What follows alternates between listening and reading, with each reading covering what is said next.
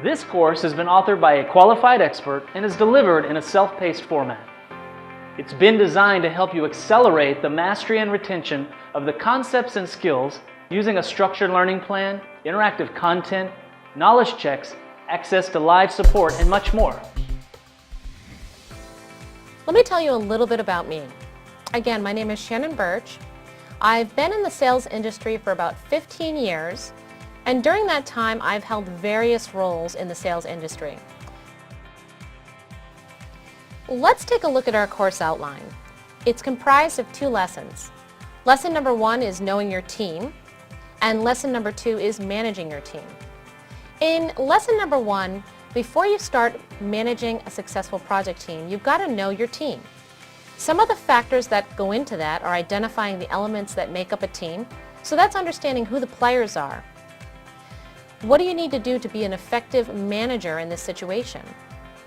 How do you understand who your team members are and how they're going to work together? So how do they interact with each other? How do they interact within the team itself? Communication with the team. How is this going to happen? By what means of communication are you going to use? And how often are you going to communicate with the team? For example, how often are you going to have meetings? When are those meetings going to be how are they going to be structured? How long are those meetings going to take? And identifying standards. How are you going to measure quality? What standards are you going to set up to ensure that you track performance? That you track the tasks that are being completed? That you track deadlines and milestones?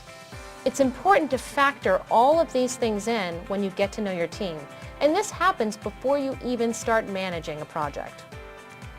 In lesson number 2, managing your team, you need to consider identifying management needs, providing feedback, maintaining team momentum, and identifying management challenges and closing out a project.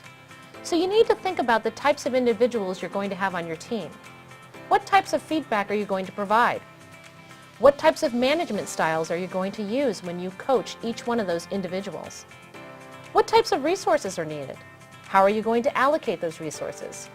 How are you going to ensure that you keep track of those resources and make sure you're on target, you keep within a budget, and you manage that process effectively so you don't waste any of those resources? How are you going to keep your team motivated, excited, wanting to work for you, wanting to work with the team, and wanting to make for a successful project? And thinking about those management challenges before you start managing a project is going to help you better deal with those issues when they arise and have a plan in place as well. And then closing out the project, you've got to think about giving your team a debriefing. You've got to celebrate your success, and you've got to give an assessment of how things have happened and how things have gone and how successful the project is and maybe what needs to be worked on in the future. Enroll now for lifetime access to this course, a certificate of completion, and access to live support whenever you need it.